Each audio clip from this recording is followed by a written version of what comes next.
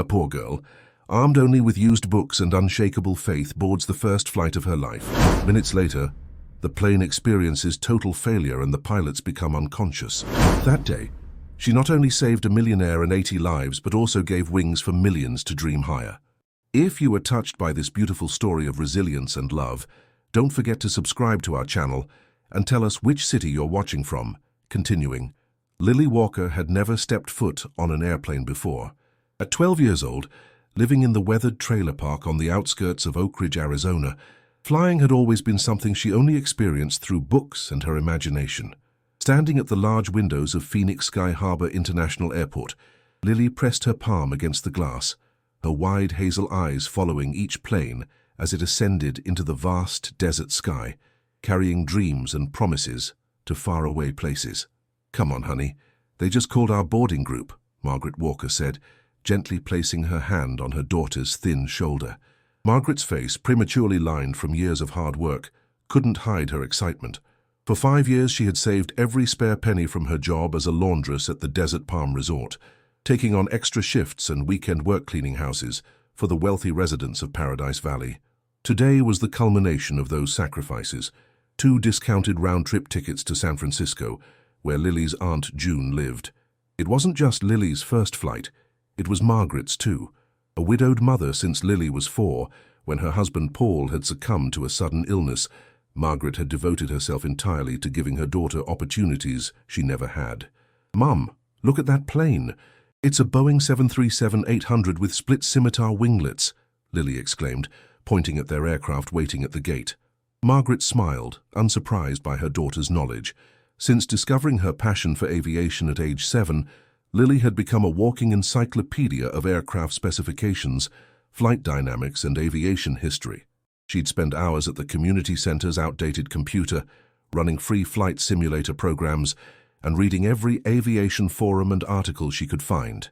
The local library's collection of dog-eared aviation magazines from the 1990s had become her most precious resource. As they lined up to board, Lily clutched her small backpack containing her most treasured possession, a worn copy of Fundamentals of Flight that she'd found at a church rummage sale for 50 cents. The book was decades old, but Lily had read it cover to cover 17 times, memorizing diagrams and technical specifications that most adults would find impenetrable.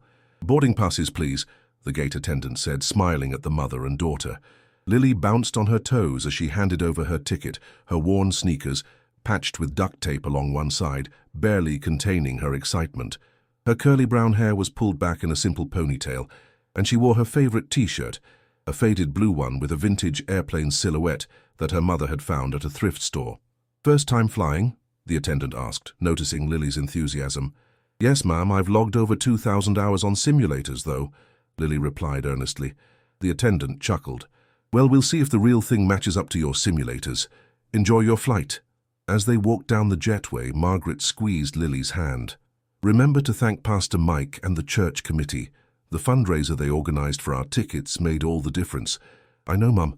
I'll write them all thank you notes when we get back," Lily promised. The interior of the plane seemed both exactly as Lily had imagined and completely different. The narrow aisle, the overhead bins, the rows of seats, she'd seen them all in pictures and videos. But the sounds, smells, and the tangible reality of being inside an actual aircraft overwhelmed her senses. Their seats were toward the back, in the economy section. As they made their way down the aisle, Lily's trained eye caught something unusual near the wing attachment through the small oval window. A maintenance access panel appeared to have a loose fastener, with one corner slightly ajar. "Mom, I think there's something wrong with the—" "Excuse me," a deep voice interrupted impatiently. Behind them stood a tall man in an expensive suit, his platinum watch gleaming under the cabin lights. "Some of us have places to be." Margaret immediately pulled Lily aside. "I'm sorry, sir." The man barely acknowledged them as he pushed past, muttering something about tourist class under his breath. Lily recognized him immediately from business magazines and news segments. Blake Harrison, CEO of Harrison Technologies, one of the largest tech companies in the Southwest. She'd seen his face on billboards throughout Phoenix. "Why is he sitting in economy?" Lily whispered to her mother as they continued to their seats. "I heard the flight attendants say first class was overbooked due to a computer error," Margaret replied quietly. Some passengers got downgraded. Once seated, Lily immediately reached for the safety card in the seat pocket, studying it intently, even though she could recite most of the procedures from memory. Through the window, she could still see the loose panel on the wing. Gathering her courage, she unbuckled her seatbelt and stood up. "Where are you going?" Margaret asked. "I need to tell someone about the panel," Lily explained. "It could be dangerous." She made her way to a flight attendant who was helping passengers store luggage. "Excuse me, ma'am, but I noticed that there's a loose fastener on the engine cowling. The maintenance access panel isn't secured properly." The flight attendant, whose name tag read Jennifer, gave Lily a patronizing smile. "Thank you for your concern, sweetie, but our maintenance team thoroughly checks every aircraft before takeoff. Everything's perfectly safe." Undeterred, Lily tried again, "But I saw it clearly. The third fastener from the bottom on the starboard engine cowling is loose. Honey, why don't you go back to your seat?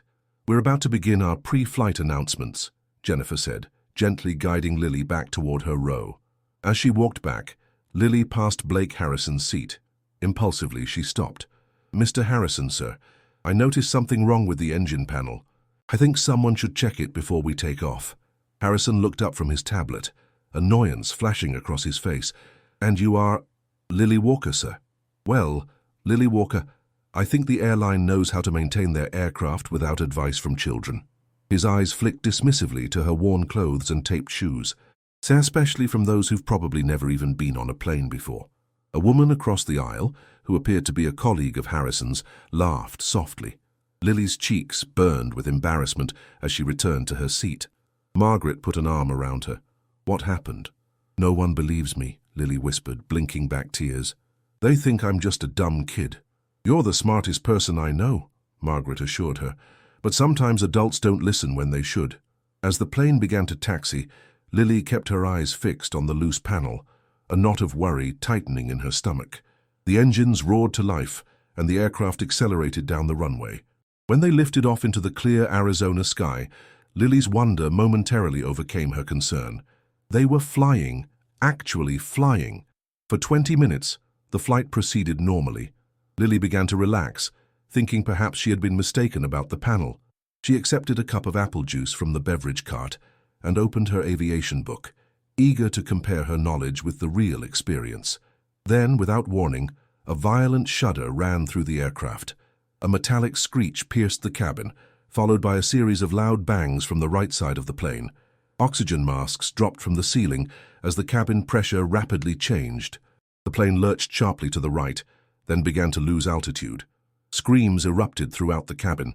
Margaret grabbed Lily's hand, her face pale with fear. "What's happening?" Lily's heart pounded, but her mind remained clear.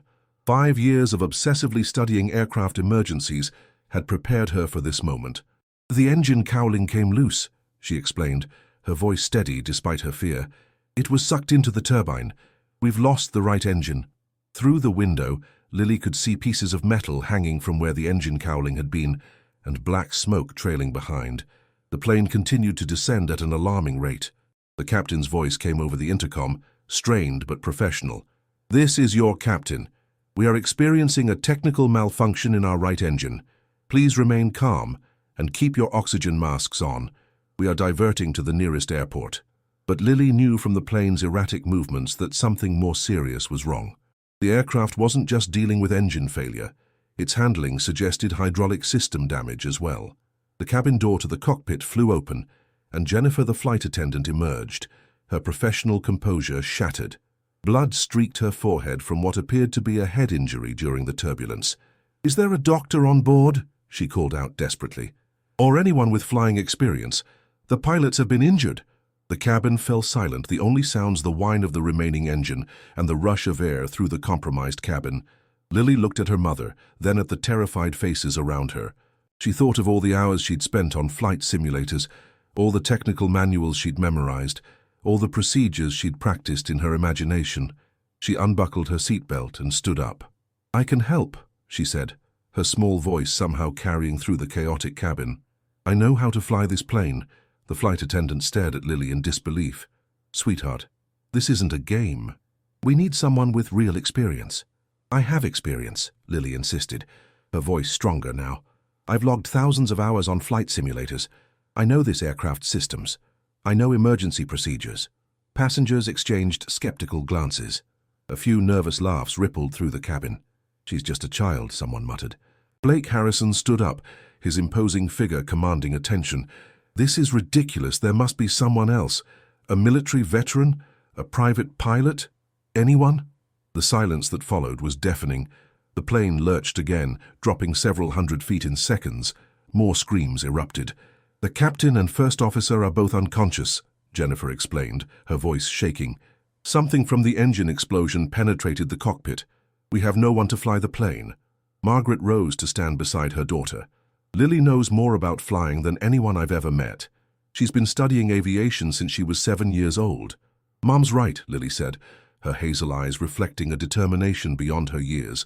I know the Boeing 737-800 inside and out. I've practiced emergency scenarios hundreds of times. I can at least try to stabilize the aircraft until we get help. Harrison scoffed. This is insane. We're putting our lives in the hands of a child. What's your alternative, Mr. Harrison? Margaret challenged, a protective fierceness in her voice. Wait until we crash. The plane shuddered violently again. The remaining engine whined as it struggled to compensate. Through the window, the ground was visibly closer now. Jennifer looked from Lily to the cockpit door, indecision written across her face. Then, with a deep breath, she nodded. Follow me. As Lily moved toward the cockpit, Blake Harrison surprisingly fell into step behind them. I'm coming too, he announced. Someone needs to keep an eye on this situation. The cockpit was a scene of chaos. The captain and first officer were slumped in their seats, restrained by their harnesses. Jennifer and another flight attendant carefully moved them to the cabin where passengers with medical training could attend to them. Lily hesitated for only a moment before sliding into the captain's seat. It was much larger than she expected, and her feet didn't reach the rudder pedals. Harrison watched from the doorway, his face a mask of skepticism and fear. Mr. Harrison, Lily said calmly, I need your help. Please sit in the first officer's seat. You'll need to operate the rudder pedals since my legs aren't long enough. Harrison blinked, surprised by her composure. I don't know the first thing about flying. I'll tell you exactly what to do, Lily assured him. Right now we need to work together if we want to survive. Something in her voice, perhaps the same authority he used in his own boardroom, made Harrison comply. He sat down, eyeing the complex array of instruments with trepidation. Lily quickly assessed the situation. The right engine was completely destroyed, and warning lights indicated the hydraulic system was severely compromised. The plane was descending at an alarming rate, and they had limited control over its direction. What's our fuel situation? She asked, scanning the gauges. Harrison looked at the display she pointed to. The needle is just below half. That's not enough to reach San Francisco, Lily muttered, thinking aloud. We need to find somewhere closer to land. She reached for the radio headset, but found it damaged from whatever had injured the pilots. The communication systems were offline. Jennifer returned to the cockpit doorway. The pilots are alive but unconscious. A passenger who's a nurse is looking after them. We can't communicate with air traffic control, Lily explained. The radio's damaged. Do we have any way to contact the ground? There's a satellite phone in the emergency kit, Jennifer said, retrieving a yellow container from a compartment. While Jennifer attempted to reach emergency services, Lily focused on stabilizing the aircraft. Mr. Harrison, I need you to put your feet on those pedals. When I say right or left, press the corresponding pedal gently. Harrison nodded, his earlier disdain replaced by focused attention. The biggest problem is our hydraulic system, Lily explained. It controls most of the movable surfaces on the plane.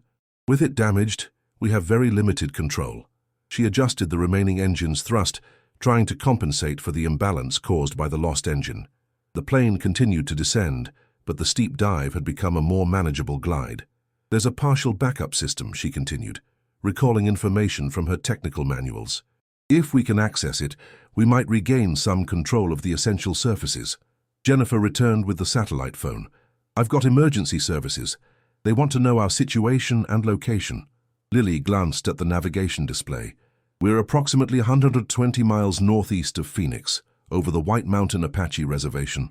Tell them we've lost an engine and have hydraulic failure. The aircraft is a Boeing 737-800, and we need a runway at least 7,000 feet long. As Jennifer relayed the information, Lily continued working with the controls, her small hands moving with surprising confidence across the instrument panel. "Wait," Harrison said suddenly. "I know this area. I have a private airstrip on my ranch near Show Low. It's about 30 miles from our current position." Lily looked at him, a spark of hope igniting. "How long is the runway?" 8,500 feet. I use it for my corporate jet." "Is there an emergency response team?" Harrison hesitated. "Not a professional one, but my property manager is a former Air Force firefighter. He maintains basic emergency equipment for the airstrip." Lily quickly calculated their options. With their current rate of descent and the limited control they had, Harrison's private airstrip might be their only chance. "Tell emergency services we're diverting to Mr. Harrison's airstrip near Show Low," she instructed Jennifer. "We need them to dispatch any available emergency personnel there immediately." As Jennifer relayed the new information, Harrison studied Lily with growing respect. "You really do know what you're doing, don't you?" "I've studied every emergency scenario in the books," Lily replied, not taking her eyes off the instruments. "But there's one problem we haven't addressed yet. The landing gear. What about it? With the hydraulic system compromised, we might not be able to deploy it automatically. There's a manual release, but it's physically demanding." Harrison understood immediately. "You're not strong enough to operate it." "No, but you and some other passengers could do it. It's located under a panel in the cabin floor." Harrison nodded and left to coordinate with the flight attendants. While he was gone, Margaret appeared in the cockpit doorway, her face a mixture of terror and pride.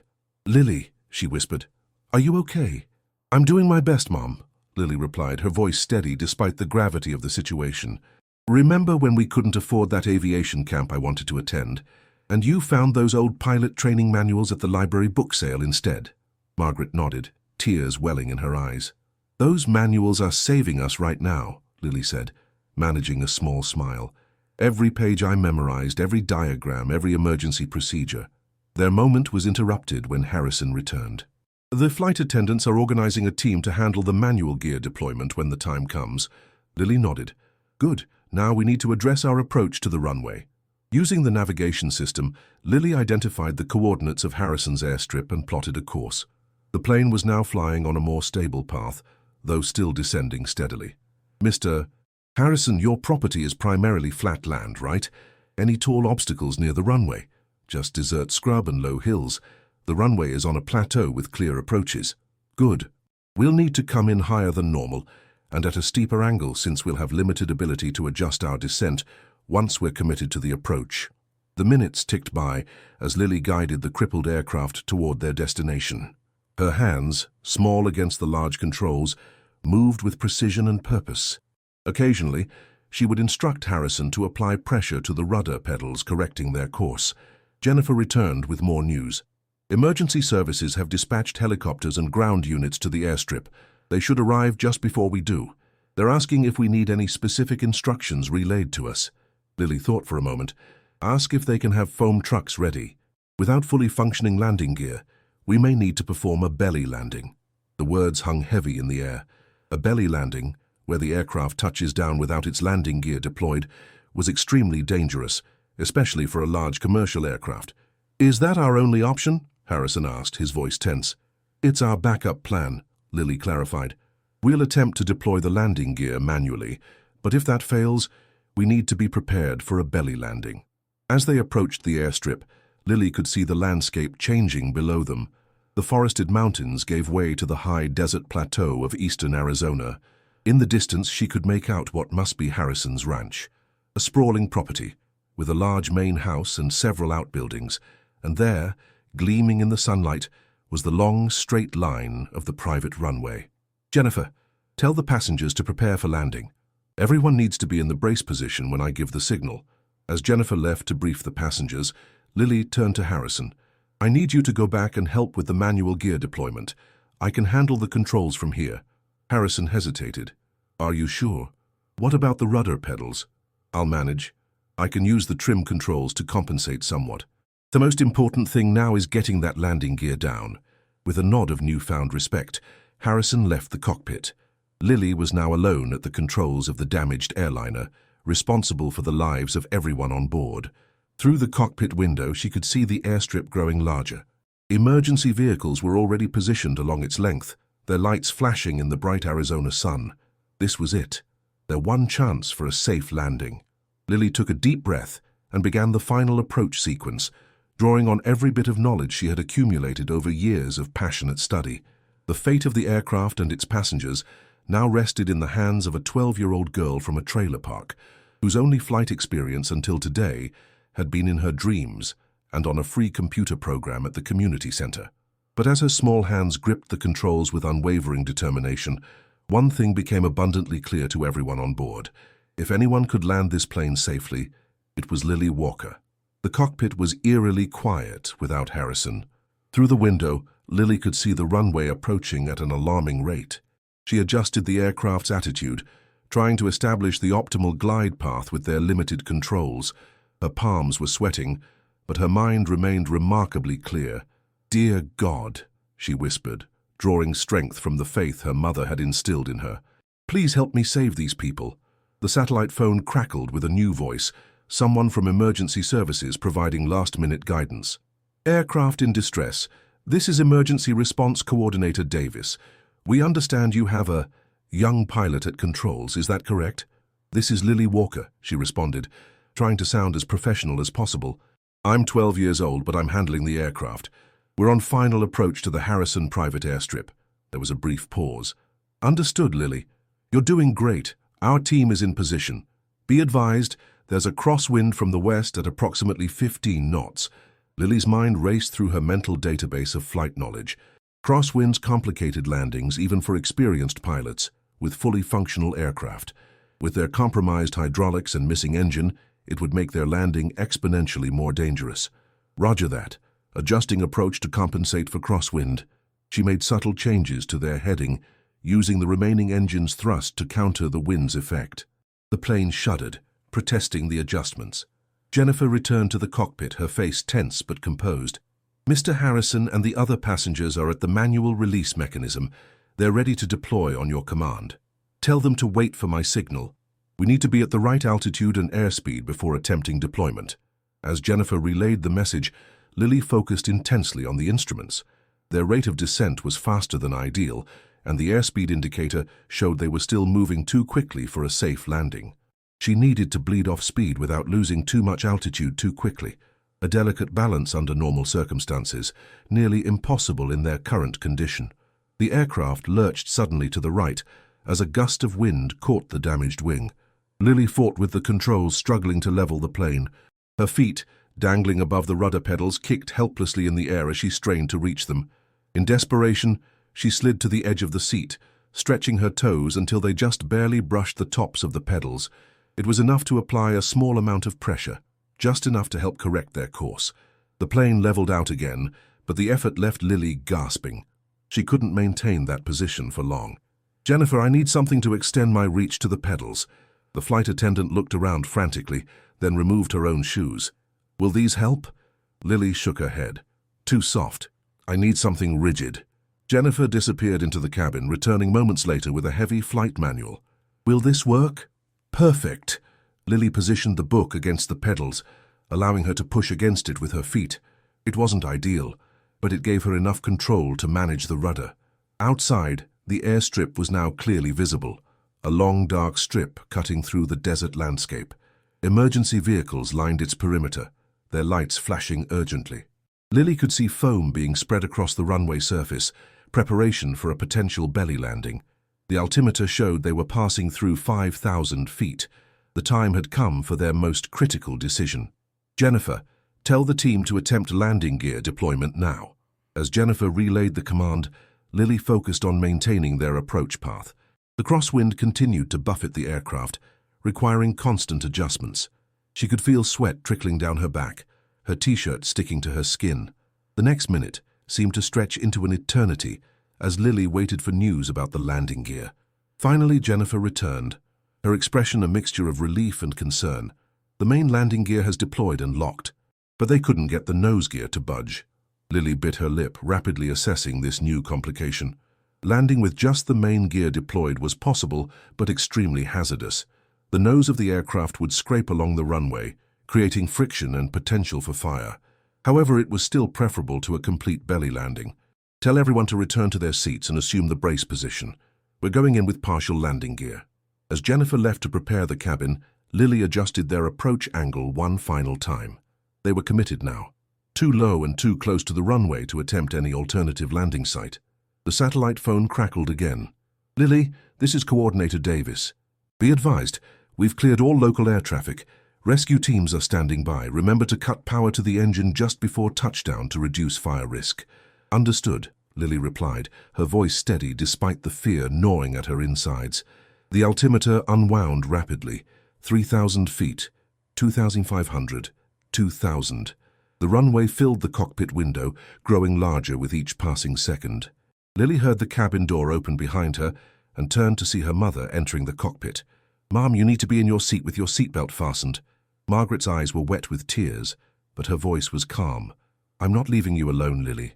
Not now." Before Lily could protest further, Margaret moved behind the captain's seat and wrapped her arms around her daughter's shoulders. "We'll do this together." The gesture nearly broke Lily's concentration, but she forced herself to focus on the instruments. They were passing through 1,000 feet now, the ground rushing up to meet them. "I need to level out for final approach," Lily explained, partly to her mother and partly to herself. "Too steep and we'll hit too hard. Too shallow and we'll miss the runway entirely." She eased back on the controls, feeling the aircraft respond sluggishly. The damaged hydraulics made the plane handle like a truck with broken power steering, requiring all her strength to make even small adjustments. 500 feet, Lily announced, reading the altimeter, preparing for touchdown. Through the cockpit window, she could see figures taking cover behind the emergency vehicles. The foam-covered runway glistened in the sunlight. Harrison's private airstrip was their last hope, a slender ribbon of asphalt standing between life and disaster. 300 feet. 200 feet. Lily adjusted the aircraft's attitude, trying to position the main landing gear for first contact. The crosswind continued to push against them, forcing her to make constant corrections. 100 feet. 50 feet. "I love you, Lily," Margaret whispered, tightening her embrace around her daughter's shoulders. 30 feet. 20 feet. 10 feet. Lily cut power to the remaining engine as they crossed the runway threshold. The sudden silence was almost as startling as the noise had been. "Brace! Brace! Brace!" she shouted, knowing Jennifer would relay the command throughout the cabin. The main landing gear made contact with the runway with a teeth-rattling jolt. The plane bounced once, then settled onto its rear wheels. For a brief, hopeful moment, it seemed as though they might pull off a miracle. Then physics took over. Without the nose gear to support it, the front of the aircraft began to dip. Lily fought to keep the nose up as long as possible, using the last of their momentum and what little remained of their control surfaces. But gravity couldn't be denied forever. The nose of the Boeing 737 touched the runway, sending a shower of sparks into the air as metal scraped against asphalt. The noise was deafening, a screeching, grinding howl that seemed to penetrate Lily's very bones. The aircraft slowed rapidly as friction worked against their forward momentum. Lily and Margaret were thrown forward against their restraints, then back again as the plane shuddered along the runway. Warning alarms blared throughout the cockpit. Through it all, Lily remained focused on their trajectory. They were staying centered on the runway, a small victory amid the chaos, but they were still moving too fast. At their current rate, they would run out of runway before coming to a complete stop. "We're not going to stop in time," Lily realized aloud. Margaret tightened her grip. "What can we do?" Lily's mind raced through possibilities. Then she remembered something she'd read about in one of her aviation history books, an old technique used by pilots in the early days of aviation. "Ground loop," she whispered. "What?" "It's a controlled skid. If I can turn us sideways, the increased drag might slow us down enough." It was an incredibly risky maneuver under the best of circumstances. With their damaged controls and compromised aircraft, it bordered on impossible. But the alternative, overshooting the runway and potentially colliding with structures beyond, was unthinkable. Gathering her courage, Lily used what little rudder control she had left to initiate a turn to the right. The aircraft began to pivot slowly, its momentum carrying it forward even as it rotated. "Hold on," she shouted, as the plane's orientation shifted relative to their direction of travel. The effect was immediate and violent. The sideways friction dramatically increased their deceleration, pressing Lily and Margaret hard against the left side of the cockpit. The screech of metal on asphalt reached a crescendo as the aircraft slowed rapidly. When they finally came to a stop, the silence was almost as shocking as the noise had been. Lily sat frozen in the captain's seat, her small hands still gripping the controls, her heart pounding so hard she could feel it in her throat. "We did it," Margaret whispered, her voice filled with awe. "Lily, you did it." Reality came rushing back as Lily noticed smoke beginning to fill the cockpit. "We need to evacuate." "Now?" Emergency procedures kicked in as Jennifer coordinated the deployment of evacuation slides. Passengers began streaming out of the aircraft onto the runway, where emergency personnel waited to receive them. In the cockpit, Lily quickly shut down all electrical systems to reduce fire risk, working through the emergency checklist from memory. Margaret stood by the door, watching her daughter with a mixture of pride and disbelief. "Lily, we need to go," she urged, as the smoke thickened. With one final glance at the controls that had been her responsibility for the past terrifying hour, Lily unbuckled her harness and followed her mother out of the cockpit. The scene in the cabin was organized chaos. Flight attendants were efficiently directing passengers to the nearest exits. Lily noticed Blake Harrison standing near the front exit, helping elderly passengers navigate the evacuation slide. Their eyes met briefly across the cabin. Harrison gave her a nod of profound respect before turning back to his task. When they reached the exit, Jennifer grabbed Lily's hand. "You go first." "You've done enough." The bright Arizona sunlight was blinding after the dim interior of the smoke-filled aircraft. Lily hesitated at the top of the evacuation slide, suddenly remembering she was just a 12-year-old girl again, not a pilot responsible for 80 lives. Margaret put an arm around her shoulders. "Together." Lily nodded, and mother and daughter slid down to safety, landing on the foam-covered runway where paramedics immediately wrapped them in blankets and led them to a triage area. As they walked away from the aircraft, Lily looked back at the Boeing 737. Its nose was crumpled and blackened. Scrape marks scarred the underside, and the right engine was a mangled wreck. Yet the fuselage remained largely intact, a testament to both modern aircraft design and her own extraordinary feat. "Miss Walker?" Lily turned to find a paramedic standing beside her with a wheelchair. "I'm fine, really. I don't need—" Her words died as the adrenaline that had sustained her finally ebbed away. Her legs buckled, and the world began to spin. The last thing she saw before losing consciousness was her mother's worried face, and beyond her, the faces of passengers, alive, safe, watching her with expressions of gratitude and wonder. As darkness closed in, Lily's final thought was a simple prayer of thanks, not for her own survival, but for the gift of knowledge that had allowed her to save so many others. Lily awoke to the steady beep of medical equipment and the smell of antiseptic. For a moment she was confused. The last thing she remembered was standing on the runway, looking back at the damaged aircraft. She blinked, adjusting to the soft light of what appeared to be a hospital room. "Mom," she called, her voice barely above a whisper. Margaret was at her side in an instant, gently taking her hand. "I'm here, sweetheart. You're okay." "Where are we?" "Sholo Medical Center. You fainted from exhaustion and stress. The doctors say you're going to be just fine, though. You just need rest." Lily tried to sit up, but a wave of dizziness forced her back down. "What about the other passengers? Is everyone safe?" Margaret smiled, brushing a strand of hair from Lily's forehead. "Everyone survived, thanks to you. Some minor injuries from the landing, but nothing life-threatening. The pilots are in more serious condition, but the doctors expect them to recover." Relief washed over Lily. She'd done it. She'd actually saved the plane.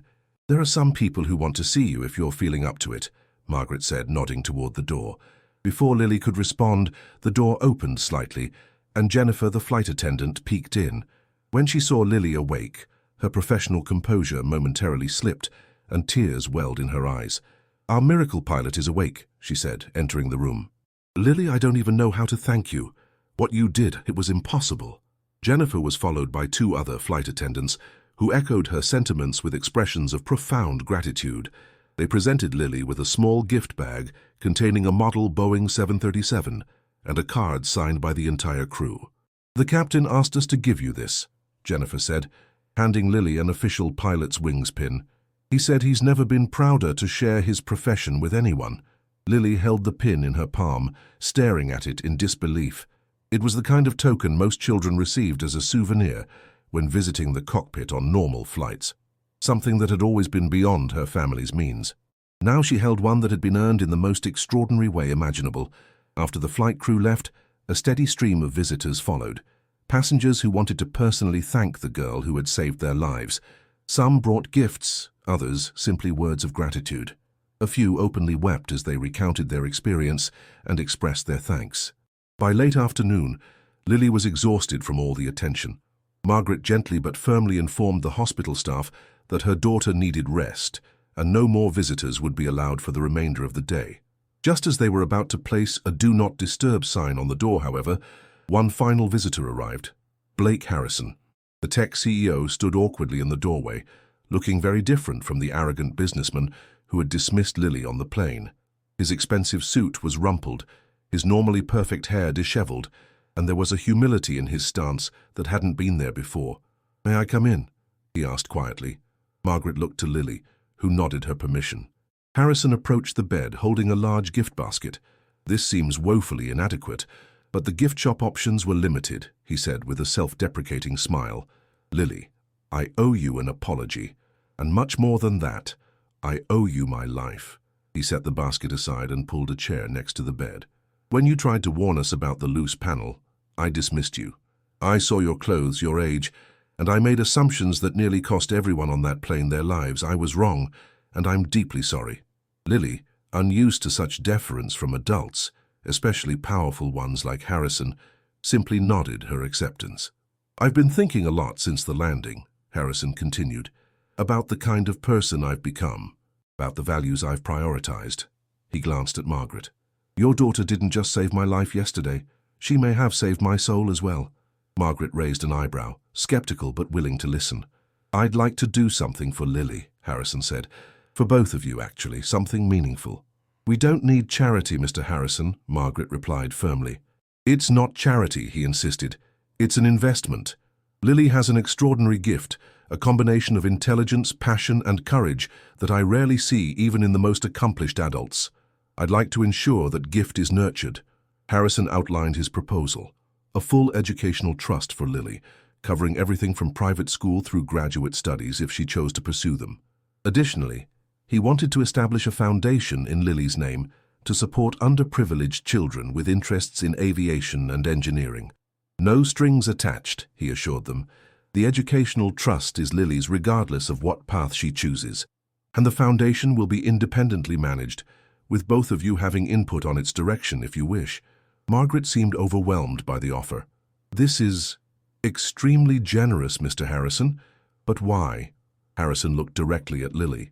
"Because I saw something yesterday that I've been missing in my own life. Purpose, passion, a connection to something greater than wealth or status." He paused. "And frankly, the world needs more Lily Walkers." Before either Lily or Margaret could respond, there was another knock at the door. A nurse entered, followed by a woman in a crisp suit who introduced herself as Diane Reynolds from the Federal Aviation Administration. "I apologize for the interruption," Reynolds said, "but I wanted to meet the young lady who performed what my colleagues are calling the most remarkable civilian landing in decades." Reynolds explained that she was part of the preliminary investigation team looking into the incident. She had questions about what Lily had observed before takeoff and the exact sequence of events that followed. For the next hour, Lily recounted everything in meticulous detail, from noticing the loose panel to the final moments of the landing. Reynolds recorded the conversation and took extensive notes, occasionally asking for clarification on technical points. "You have an extraordinary understanding of aircraft systems for someone your age," Reynolds remarked. "Where did you learn all this?" Lily explained about her years of self-study, the flight simulators at the community center, and the old aviation manuals she'd collected. She described how she'd spent countless hours memorizing emergency procedures and aircraft specifications, driven by a passion she couldn't fully explain. "It was just always inside me," she said, "like I was meant to fly." As Reynolds prepared to leave, she handed Lily her business card. "The NTSB and FAA will have more questions in the coming days, but I wanted to tell you personally that what you did was nothing short of miraculous. You should be very proud." After Reynolds departed, the hospital room fell quiet. The events of the past 24 hours seemed to settle around them like dust after a storm. Lily stared at the pilot's wings pin in her hand, still trying to process everything that had happened. "Are you okay, sweetheart?" Margaret asked, noticing her daughter's pensive expression. "I keep thinking about what would have happened if we hadn't been on that flight," Lily said quietly. If we hadn't saved for those tickets, if the church hadn't helped us. Margaret took her hand. That's not how faith works, Lily. We were meant to be there. You were meant to be there.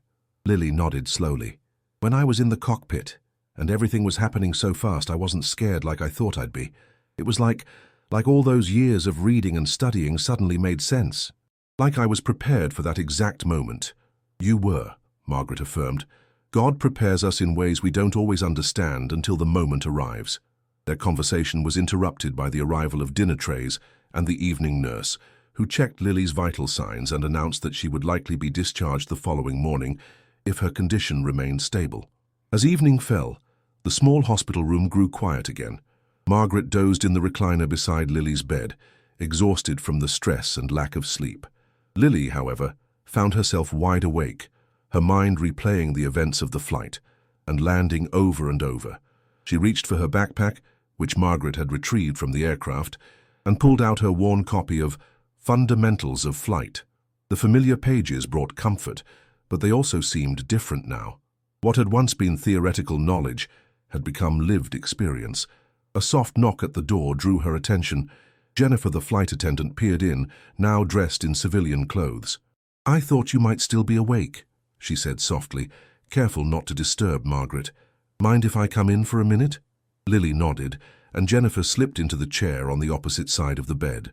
"I couldn't sleep," Jennifer admitted. "Keep thinking about what happened up there. I've been flying for 12 years, and I've never experienced anything like it." "Me neither," Lily said with a small smile.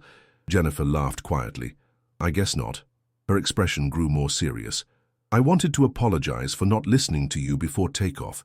If I had, it might not have made a difference," Lily assured her. "The maintenance issue might have been too advanced to fix at the gate.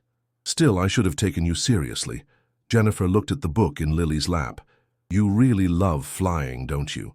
"More than anything," Lily admitted. "But I never thought my first time on a plane would be like this." "Well, your second time will be much better, I promise. The airline wants to offer you and your mum first-class tickets to any destination once you're feeling up to it." Lily's eyes widened. "Really? That's just the beginning," Jennifer said with a knowing smile. "The media is going crazy with your story. Every news outlet in the country wants an interview. You're going to be famous, Lily Walker." The thought was both exciting and terrifying. Lily had never sought attention or recognition. She'd simply followed her passion for flight. The idea that her life might be forever changed by a single hour in the cockpit of a failing aircraft was overwhelming. "What happens now?" she asked, more to herself than to Jennifer. The flight attendant reached over and gently squeezed her hand. "Now you rest. Now you heal.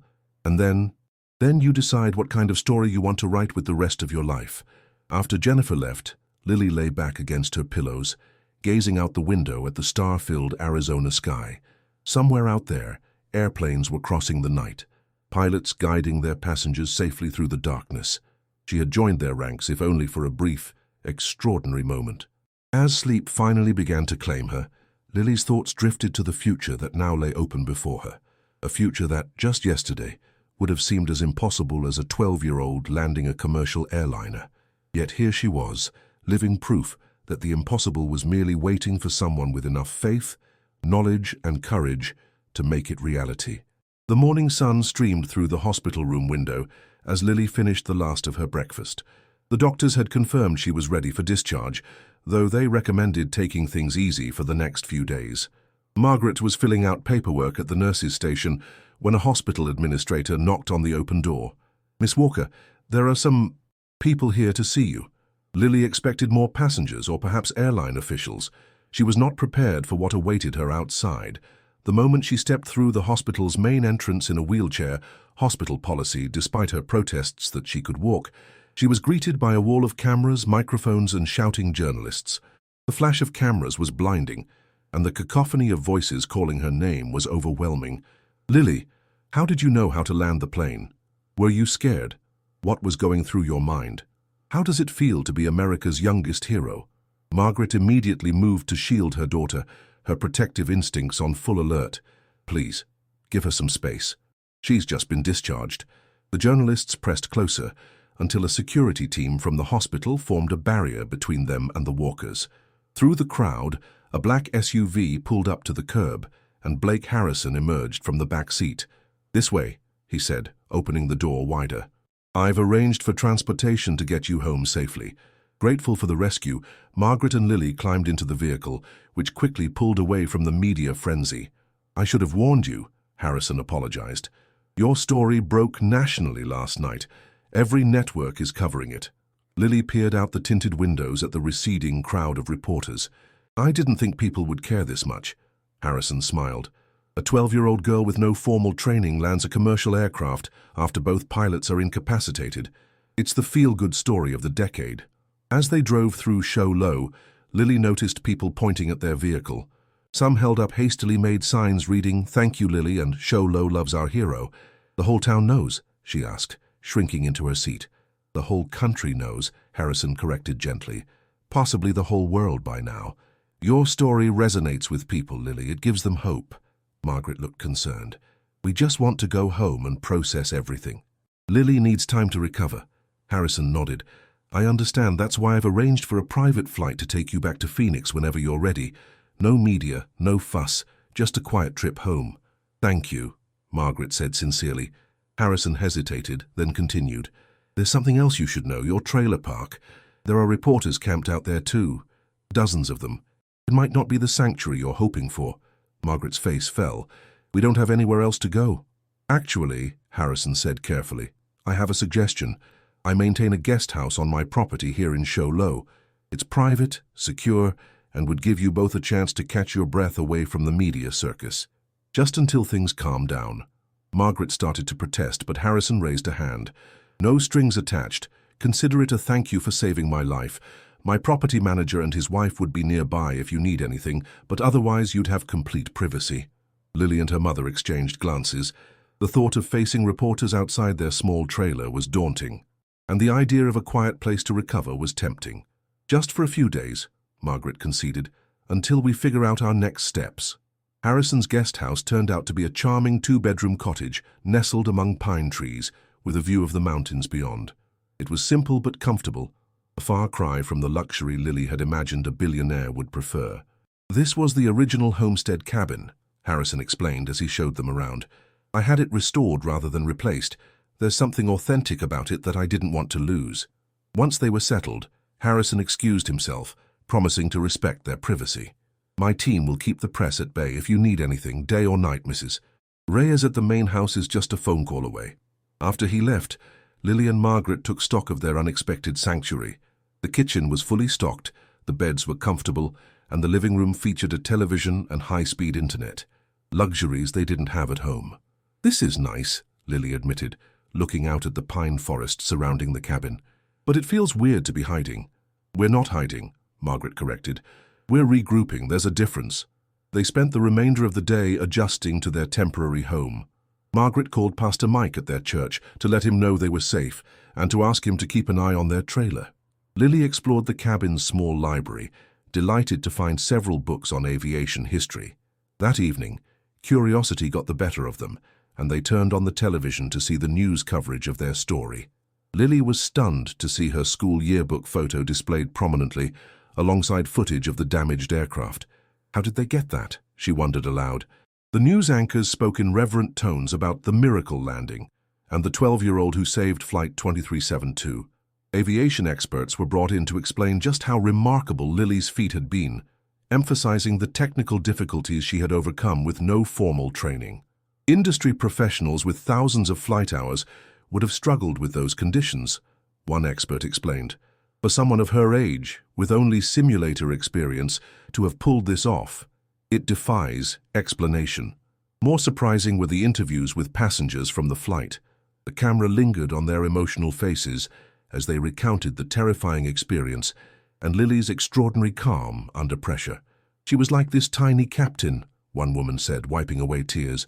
"So focused, so in control. I've never seen anything like it." Another passenger, a retired military officer, shook his head in disbelief. "In 30 years of service, I've never witnessed that level of courage and composure. She's a natural-born pilot." Most shocking of all was the interview with Blake Harrison himself, filmed earlier that day. Gone was the arrogant CEO Lily had first encountered on the plane. In his place was a humbled man speaking with genuine emotion. She saw something I dismissed, Harrison admitted to the reporter. She knew what she was talking about, but I couldn't see past my own prejudices. If I've learned anything from this experience, it's that wisdom and ability can come from the most unexpected sources. When asked about his plans to establish a foundation in Lily's name, Harrison became passionate. We need to identify and nurture talent like Lily's, especially in communities where educational resources are limited. This isn't just about aviation. It's about recognizing potential wherever it exists and giving it the opportunity to flourish. Margaret turned off the television when the news shifted to other stories. That's enough for tonight. Lily sat in silence, processing everything she'd seen. Her life had changed irrevocably in the span of 48 hours. She was no longer just Lily Walker, the aviation-obsessed girl from the trailer park. She was now a national phenomenon, her name and face known to millions. "What do we do now, Mom?" she asked quietly. Margaret pulled her daughter close. "We take it one day at a time. We stay grounded in who we really are and what really matters." "And what's that?" "Faith, family, being true to yourself." Margaret smiled. "The same things that got you through that flight." The next morning brought a surprise visitor, Jennifer, the flight attendant, accompanied by the airline's chief pilot, Captain Edward Michaels. They had come with an official invitation. "The airline would like to honor Lily at a special ceremony next week," Captain Michaels explained. "We'd like to present her with honorary wings and establish a scholarship in her name for young people interested in aviation careers." The invitation was flattering, but Lily hesitated. "Do I have to give a speech?" Captain Michaels smiled. "Only if you want to. Mostly we just want to say thank you properly." As they discussed the details, Jennifer mentioned that the other flight attendants had started a collection to help the Walkers with any expenses they might incur during this unexpected time away from home. "That's incredibly kind," Margaret said, "but Mr. Harrison is taking care of our accommodation and we're managing." "It's not just for expenses," Jennifer explained. "We thought, well, Lily mentioned she's never had formal flight lessons. We wanted to contribute toward making that happen." Lily's eyes widened. "Really?" Jennifer nodded. The crew took up a collection and then passengers started contributing when they heard about it. It's grown quite large." "How large?" Margaret asked cautiously. Captain Michaels cleared his throat. "Over $50,000 at last count, and still growing." The figure stunned both Walkers into silence. $50,000 was more money than they had ever possessed at one time. It represented years of rent, or a down payment on a modest house, or that would cover years of flight training, Lily whispered, hardly daring to believe it. "That's the idea," Jennifer said with a smile.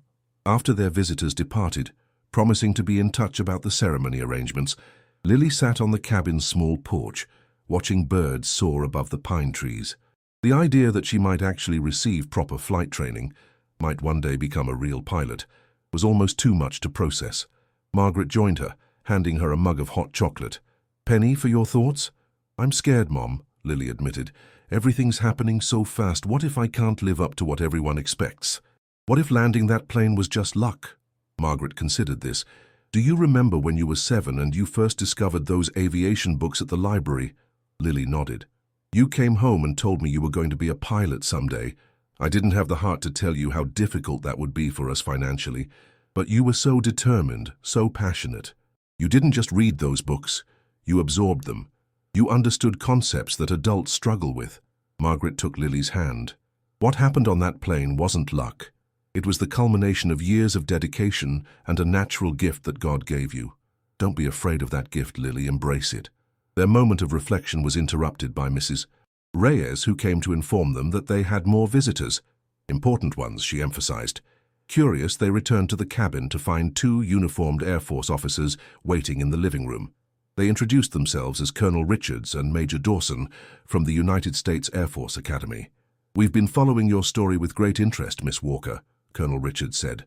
"What you accomplished is being studied by our flight instructors as we speak." Major Dawson nodded. "The Air Force is always looking for exceptional talent, especially in aviation. We wanted to personally extend an invitation for you to visit the Academy when you feel ready." Lily could hardly believe what she was hearing. "But I'm only 12. Colonel Richards smiled. "We're thinking long-term, Miss Walker. The Academy has special programs for promising young people, summer camps, mentorship opportunities, and when the time comes, If you're interested in serving your country as a pilot, we want you to know that door is open." The officers left detailed information about the Academy's programs and their contact information. As they departed, Colonel Richards paused at the door. "What you did wasn't just brave, Miss Walker. It was a display of exceptional aptitude. That kind of natural ability, combined with the right training, well, the sky wouldn't even be the limit."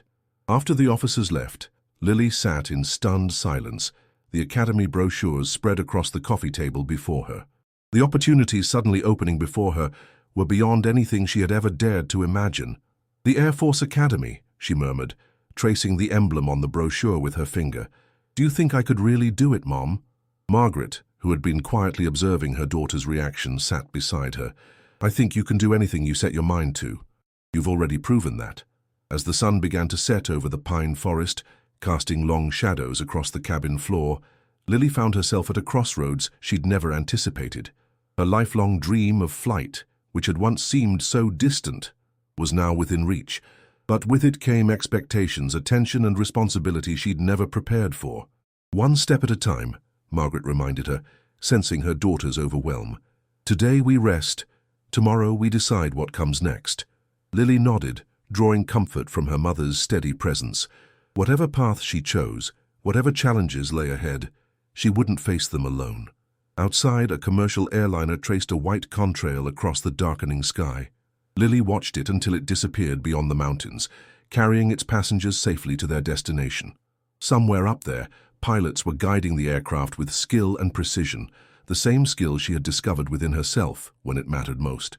One day, she thought, I'll be up there too, not by accident or emergency, but by choice and training. The thought filled her with both trepidation and exhilaration, the same feeling, she imagined, as taking flight itself.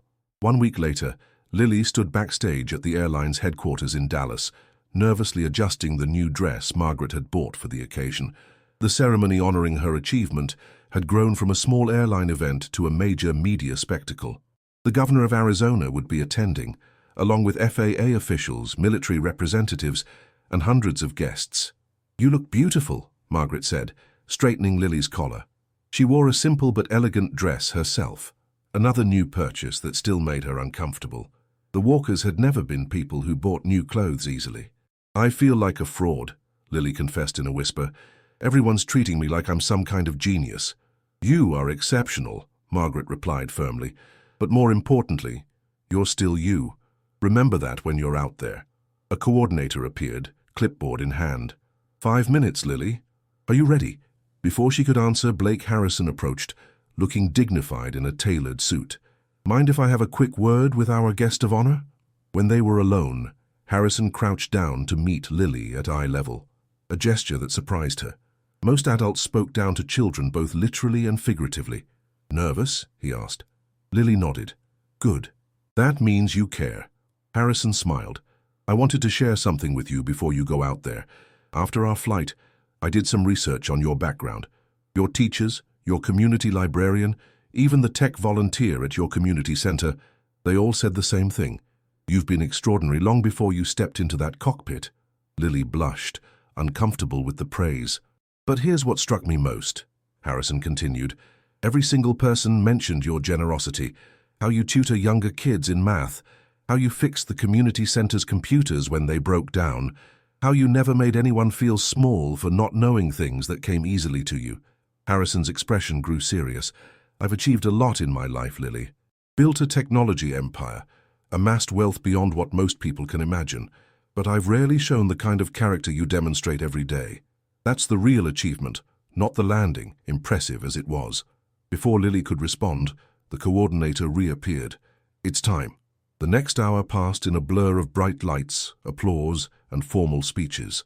Lily sat on stage beside her mother, trying to appear composed as airline executives, government officials, and aviation experts took turns praising her extraordinary feat. The airline's CEO presented her with official honorary wings, not the souvenir kind given to children, but the genuine article worn by their pilots. "In 85 years of operation," he declared, "Southwest Airlines has never awarded wings to a non-employee. Today, we make history by recognizing Lily Walker as an honorary pilot, the youngest in our company's history, and surely the most remarkable. When it was Lily's turn to speak, she approached the podium shakily, barely able to see over it without standing on tiptoe. A hush fell over the audience. "I didn't do anything special," she began, her voice small but clear in the microphone. "I just used knowledge that was available to anyone who wanted to learn it. The real heroes were the passengers who helped with the landing gear, the flight attendants who kept everyone calm, and the emergency responders who were waiting for us." She paused, gathering her thoughts. "Everyone keeps asking how I knew what to do. The truth is, I've loved aviation since I was 7 years old. I read every book I could find. I spent hours on simulator programs at the community center. I studied diagrams and emergency procedures because I was curious, not because I ever thought I'd need them." Lily looked directly at the cameras. "I was lucky to have people who supported my passion, even when we couldn't afford fancy camps or flight lessons. My mum worked extra shifts to buy me aviation books from thrift stores. My librarian saved old magazines for me. My church raised money so I could fly for the first time." Her voice grew stronger. "If there's one thing I want people to take from my story, it's this. Passion matters, curiosity matters, and knowledge shouldn't be only for people who can afford it. There are probably thousands of kids out there who could do what I did, if they had the chance to learn." The audience rose in a standing ovation that continued long after Lily returned to her seat. Margaret wiped tears from her eyes, overwhelmed with pride. Following the ceremony came a reception where Lily met countless officials, executives and aviation professionals.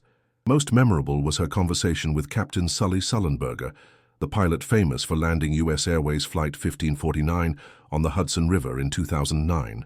"What you accomplished was extraordinary," he told her, his manner gentle but serious. "I had decades of training and experience when I faced my emergency. You had nothing but self-study and determination." "That's remarkable." Lily could barely speak in the presence of her hero. "I thought about your landing when I was in the cockpit," she admitted. "It gave me courage." Sullenberger smiled. "That's how aviation progresses. We learn from each other. And now, future pilots will learn from you." As the reception wound down, Margaret noticed Lily's energy flagging. The past week had been emotionally exhausting, and the ceremony had drained what little reserves she had left. They made their excuses and retreated to the hotel suite the airline had provided. Once alone, Lily collapsed onto the plush sofa, kicking off the uncomfortable new shoes that had been pinching her feet. "I never want to be the center of attention again," she declared. Margaret laughed softly. "I'm afraid that ship has sailed, sweetheart, but the worst of it will pass. People will eventually move on to the next big story." "How soon?" Lily asked hopefully. "Soon enough." Margaret sat beside her. "In the meantime, we have some decisions to make." Those decisions had been weighing on both their minds. In the week since the landing, their lives had been transformed. Blake Harrison's educational trust was being formalized. The passenger-funded flight training account had grown to nearly $75,000. They'd received offers of scholarships from private schools across the country, invitations to aviation programs worldwide, and even book and movie deals. Their small trailer in Phoenix no longer seemed like a place they could return to, not with the media attention, and not with the opportunities now before them. "What do you think we should do?" Lily asked, sensing her mother's thoughts. Margaret sighed. "I've been offered a job at Harrison Technologies, a real position in their HR department, not just charity. The salary is more than I've ever made, with benefits and flexible hours so I can support your activities." "In Phoenix?" "They have an office there, but the main headquarters is in Austin, Texas." Margaret paused. "They also have a partnership with a STEM-focused private school that's interested in having you as a student, with a special curriculum that would accommodate flight training." Lily considered this. "Would we move to Austin?"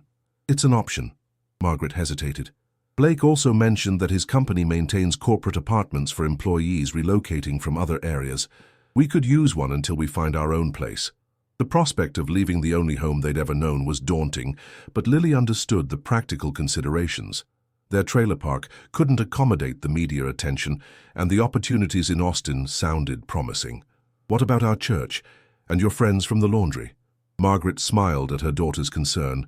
"Churches exist everywhere, honey, and I can make new friends. The question is whether this is right for you, for your future." Lily walked to the window, looking out at the Dallas skyline. Lights twinkled from office buildings and hotels, and in the distance she could see planes taking off and landing at Love Field.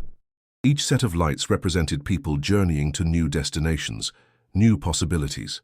"I think," she began slowly, "I think we should go where the opportunities are best, for both of us." The decision made, they spent the next few days finalizing arrangements. Harrison's legal team expedited the paperwork for Margaret's employment and Lily's educational trust. The airline provided transportation back to Phoenix so they could pack their limited belongings and say their goodbyes. Pastor Mike and the congregation held a special service to bid them farewell, presenting Lily with a new Bible inscribed with messages of love and encouragement from everyone in the community. Margaret's colleagues from the resort laundry organized a potluck dinner, each person bringing a dish and a small gift for their new home. Most difficult was packing up the trailer, the only home Lily had ever known. Small and worn as it was, it contained all their memories, including those of Lily's father. Each item they boxed represented a piece of their history. "We can't take everything," Margaret said gently, watching Lily struggle to decide which books to bring. "I know." Lily ran her fingers along the spines of her aviation collection. "But each one is special." In the end, they filled only 4 boxes and 2 suitcases with their possessions. Everything they owned fit easily into the back of the SUV Harrison had sent to transport them to the airport. As they pulled away from the trailer park, Lily looked back at their empty home, trying to memorize every detail. The cactus garden Margaret had nurtured outside their door, the weathered lawn chair where they'd sit on summer evenings, the patched roof her mother had worried about every monsoon season. "We can always visit," Margaret said, noticing her daughter's melancholy. "It won't be the same," Lily replied softly. The flight to Austin was Lily's 3rd time on an airplane, and the first that could be described as normal. No engine failures, no emergency landings, just the routine miracle of heavier-than-air flight that still fascinated her. The airline had upgraded them to first class, and the flight attendants treated Lily with a reverence that made her blush. Austin greeted them with warm Texas sunshine and a small welcoming committee from Harrison Technologies.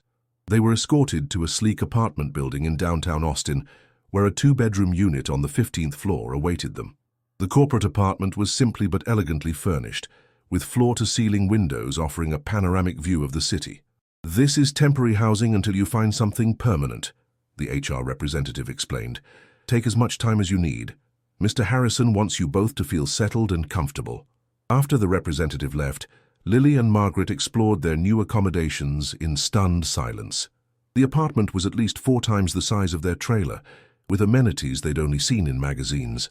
A modern kitchen with stainless steel appliances, a washer and dryer in the unit, walk-in closets larger than Lily's entire bedroom back home. "This doesn't feel real," Margaret whispered, running her hand along the granite countertop in the kitchen. "Do you think we'll get used to it?" Lily asked. Margaret looked around at the luxurious space, then at her daughter. "I think we'll adjust, but we'll never forget where we came from, or what matters most." The following days were a whirlwind of new experiences. Margaret began orientation at Harrison Technologies, where she discovered her new role was substantial and meaningful, not the charity position she had feared. Lily toured her new school, the Austin Academy for Science and Technology, meeting teachers who were already developing a customized curriculum to accommodate her unique abilities and interests. Most exciting was Lily's introduction to the flight school, where she would begin formal training. Though she was years away from being eligible for a pilot's license, the school offered a comprehensive youth program that would prepare her for eventual certification. The chief flight instructor, a retired Air Force colonel named James Wilson, took an immediate interest in Lily's case. After reviewing her simulator history and the cockpit recordings from Flight 2372, he developed a specialized training plan that would build on her existing knowledge while filling gaps in her practical experience. "You have an intuitive understanding of flight principles that most students take years to develop," Colonel Wilson told her during their first meeting. "But there's still plenty to learn. Are you ready for the challenge?" Lily nodded eagerly. "More than ready, sir." Her first official lesson was scheduled for the following Saturday. As the day approached, Lily vacillated between excitement and apprehension. What if her performance during the emergency had been a fluke? What if, in a controlled training environment, she failed to demonstrate the same aptitude? The morning of her lesson dawned clear and bright, with perfect flying conditions. Margaret drove Lily to the small municipal airport where the flight school operated, both of them quiet with anticipation. Colonel Wilson was waiting beside a small Cessna 172, its white and blue paint gleaming in the morning sun. "Ready to fly, Lily?" he asked with a warm smile. "Yes, sir," she replied, though her voice trembled slightly. "Don't be nervous," he said, noting her apprehension. "Today is just about getting comfortable in the cockpit. No pressure, no expectations." The familiar smell of aviation fuel and the sound of propellers spinning up brought back memories of Flight 2372, but Lily pushed them aside. This was different. This was where her real journey began. As Colonel Wilson guided her through the pre-flight checklist, Lily found her confidence returning. The controls of the small Cessna were simpler than the Boeing 737's complex systems, but the principles were the same.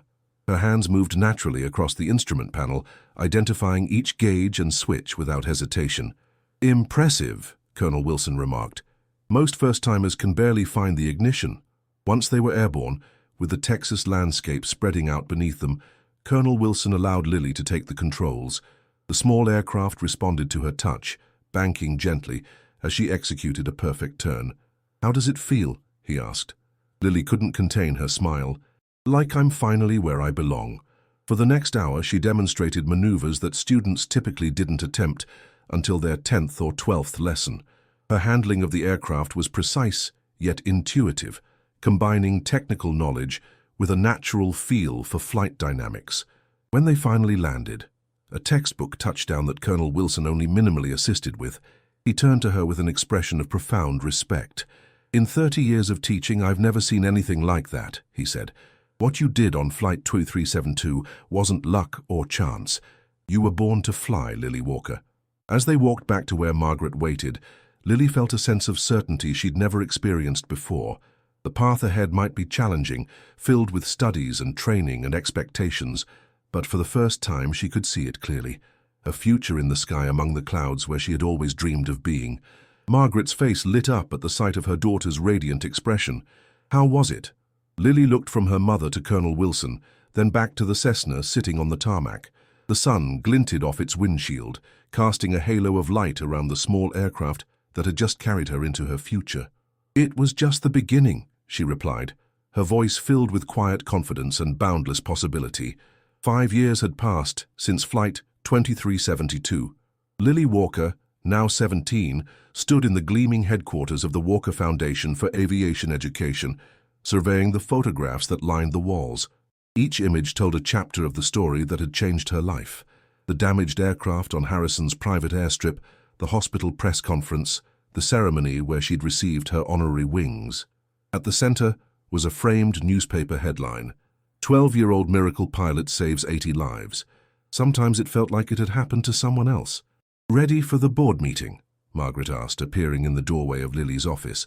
At 38, Margaret Walker had evolved from a laundry worker struggling to make ends meet to the poised, confident executive director of the foundation that bore their name. "Almost," Lily replied, adjusting her blazer. Though still a teenager, she carried herself with the maturity of someone far older. Her experiences had shaped her, but not hardened her.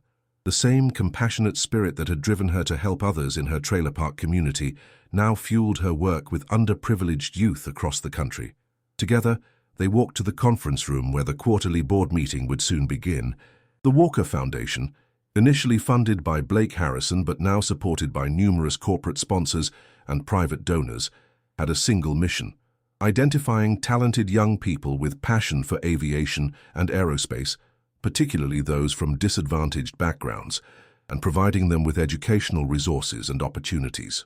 The Foundation's headquarters occupied the top floor of a modern building in downtown Austin. From the conference room windows, Lily could see the sprawling campus of Harrison Technologies, where Margaret still worked in a senior HR role, and beyond it, the municipal airport where Lily had taken her first flying lesson.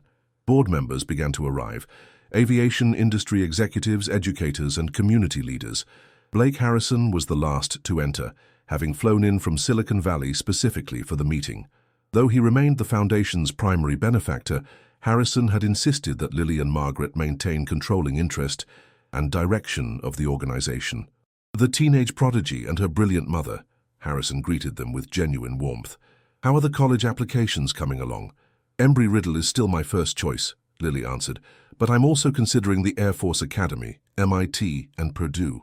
I would be lucky to have you, Harrison said, though I'm still hoping you'll consider our scholarship to Stanford's aerospace program. The board meeting progressed efficiently through budget approvals, program evaluations, and strategic planning.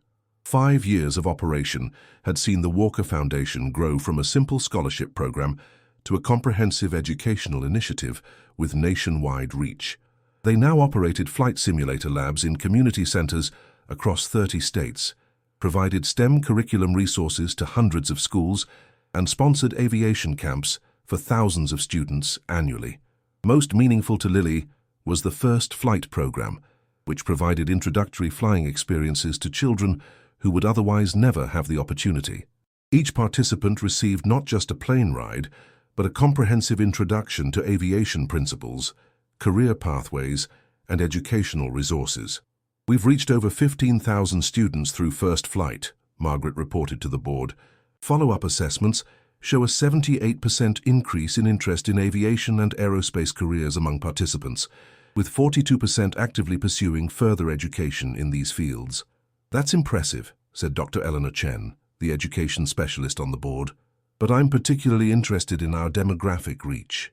Are we truly connecting with the most underserved communities? Lily addressed this question herself. We've made progress, but there's more work to do. Our latest initiative involves partnerships with tribal schools and rural communities with limited access to STEM resources. We're also expanding our Spanish language materials to better serve Latino communities.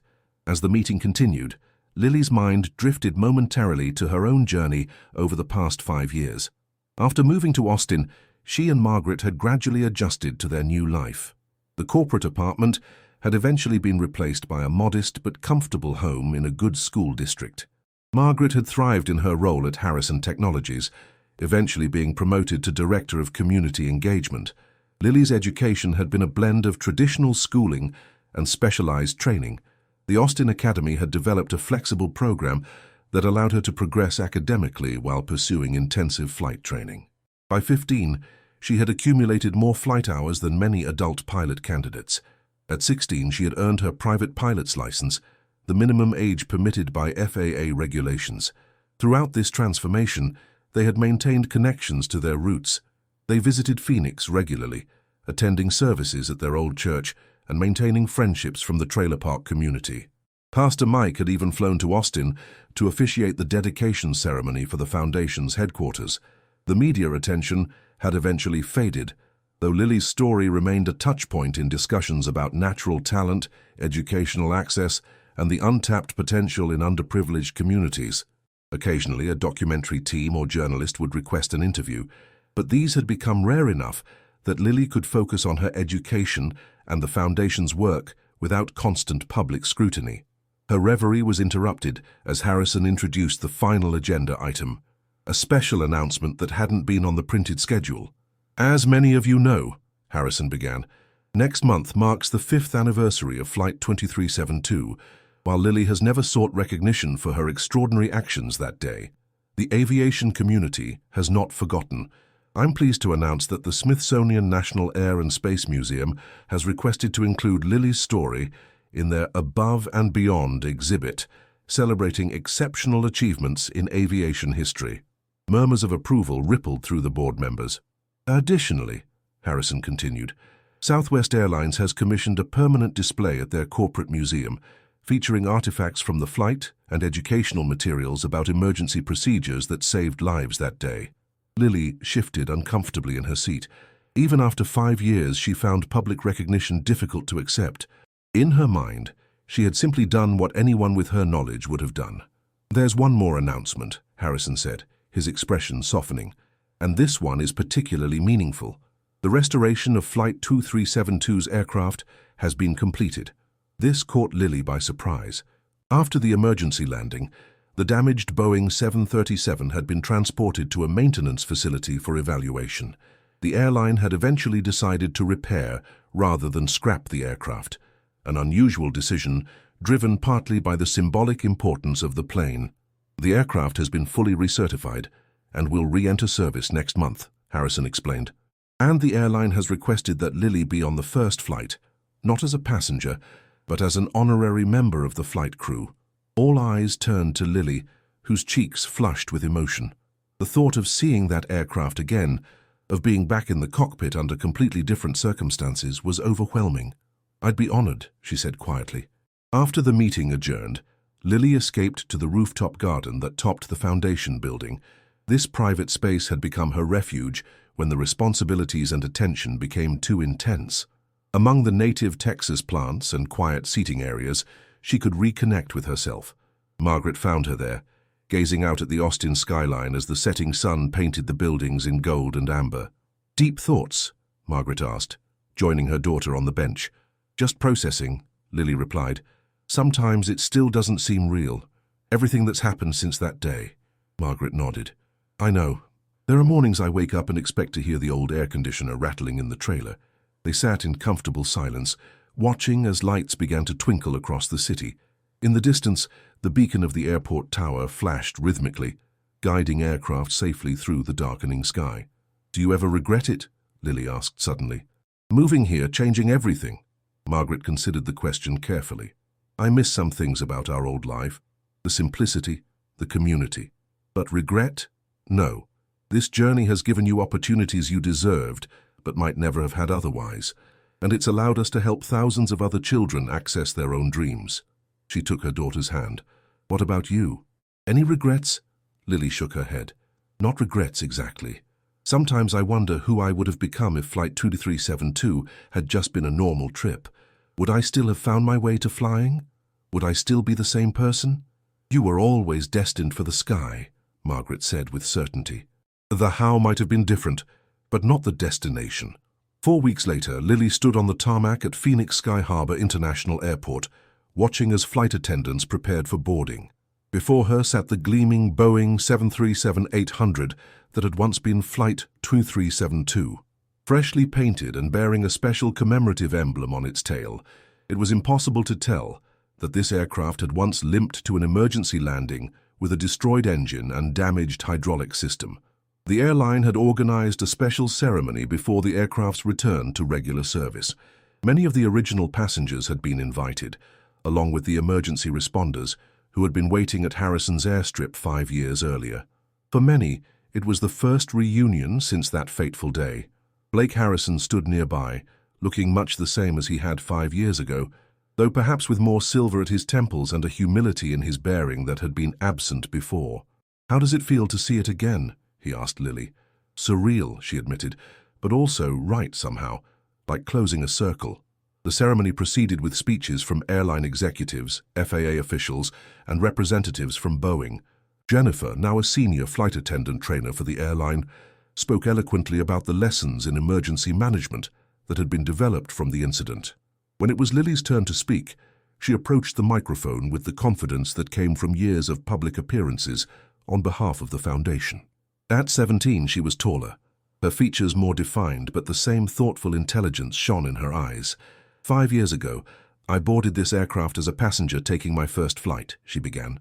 I was just a girl from a trailer park who loved airplanes and had spent countless hours reading about them. Today I return not only as a licensed pilot, but as someone whose life was transformed by what happened here. She gazed at the faces before her, passengers from the flight, many of whom she'd maintained connections with over the years, emergency responders who had prepared for the worst, but witnessed a miracle instead, aviation professionals who had studied and learned from the incident. People often ask if I was scared that day, Lily continued. The truth is I was terrified, but sometimes fear has to take a back seat to necessity. We do what needs to be done, not because we're fearless, but because something more important than fear is driving us forward. She gestured to the aircraft behind her. This plane represents many things to many people. For some, it's a reminder of a near tragedy. For others, it symbolizes the extraordinary resilience of human engineering and spirit. For me, it will always be the place where I discovered my purpose. After the ceremony, passengers began boarding for the commemorative flight to San Francisco, the original destination of Flight 2372. Lily was invited to the cockpit, where Captain Rodriguez and First Officer Chen welcomed her warmly. "We've prepared something special," Captain Rodriguez said, handing Lily a flight jacket embroidered with her name and the airline's insignia. "For the first hour of the flight, we'd like you to join us as an honorary crew member. Lily accepted the jacket with trembling hands. "Thank you. This means more than I can express." As the passengers settled in, Lily took the jump seat in the cockpit, watching intently as the pilots performed their pre-flight checks. The procedures were familiar to her now, after years of training, but seeing them executed in this particular aircraft carried profound emotional weight. Captain Rodriguez turned to her as they prepared for pushback. "Would you like to make the announcement, Lily?" She nodded, accepting the handset. Taking a deep breath, she pressed the button that would connect her to the passenger cabin. "Ladies and gentlemen, this is Lily Walker speaking from the flight deck. 5 years ago, many of us were together on this very aircraft under very different circumstances. Today we embark on a journey of celebration and gratitude. On behalf of Captain Rodriguez, First Officer Chen and our entire crew, I welcome you aboard. We're cleared for an on-time departure to San Francisco, with fair weather expected throughout our journey." She paused, emotion tightening her throat. "It is an honor to share this flight with you. Thank you for being part of this full-circle moment." As the aircraft taxied toward the runway, Lily gazed out at the familiar Phoenix landscape, the mountains rising in the distance, the desert stretching to the horizon. This was where her journey had begun, in more ways than one. The engines spooled up, their healthy roar a stark contrast to the damaged whine she remembered from 5 years ago. As the aircraft accelerated down the runway, Lily felt the familiar sensation of lift, the moment when the laws of aerodynamics overcome gravity and human innovation takes flight. They ascended into the clear Arizona sky, banking gently as they established their course toward San Francisco. Lily watched the altimeter climb steadily, each foot of elevation a reminder of how far she had come and how high she might yet soar. Captain Rodriguez glanced at her, noting her pensive expression. "What are you thinking about, Lily?" She smiled, her gaze still fixed on the horizon where earth and sky merged in infinite possibility. "The future," she replied, "and all the flights still ahead." In the passenger cabin, Margaret Walker looked out her window at the receding landscape below. The Arizona desert, where they had once lived in a small trailer, now appeared as a vast tapestry of browns and reds, beautiful in its rugged simplicity. She thought about the journey that had brought them here, not just the physical distance from poverty to prosperity, but the emotional path from struggle to purpose. Their lives had been irrevocably changed by a moment of crisis that had revealed her daughter's extraordinary gifts to the world. But Margaret knew that those gifts had always been there, waiting for the opportunity to emerge. The real miracle wasn't that Lily had saved the plane. It was that she had been prepared to do so through years of passionate, self-directed learning, fueled by a dream that had seemed impossible for a girl from their circumstances. As the aircraft leveled at cruising altitude, Lily returned to her seat beside her mother. She was still wearing the flight jacket, a symbol of acceptance into a profession she had revered since childhood. "How was it?" Margaret asked, though Lily's radiant expression told her everything she needed to know. "Perfect," Lily replied. "Captain Rodriguez says I can apply for the airline's cadet program when I turn 18. It would mean guaranteed placement after college." Margaret squeezed her daughter's hand. "Your father would be so proud of you." "Do you think he knows?" Lily asked softly. "About everything that's happened?" Margaret nodded, her eyes misting with tears. "I believe he's been watching over us the whole time. Maybe he was even in that cockpit with you 5 years ago." As the aircraft soared above the clouds, bathed in sunlight that transformed them into a landscape of brilliant white, Lily reflected on the journey that had brought her to this moment. From a girl who could only dream of flight to a young woman with her future spread before her like the endless sky, she had traveled a path few could have imagined. Yet the most important things remained unchanged. The faith that had sustained her in the cockpit 5 years ago still guided her decisions. The love of her mother still anchored her as she soared. And the passion for flight that had begun in the heart of a 7-year-old girl, reading second-hand aviation books, still burned as brightly as ever. The aircraft that had once almost ended her life before it truly began now carried her toward her future, a future where she would continue to break barriers, inspire others, and prove that with knowledge, courage, and opportunity, even the most impossible dreams could take flight.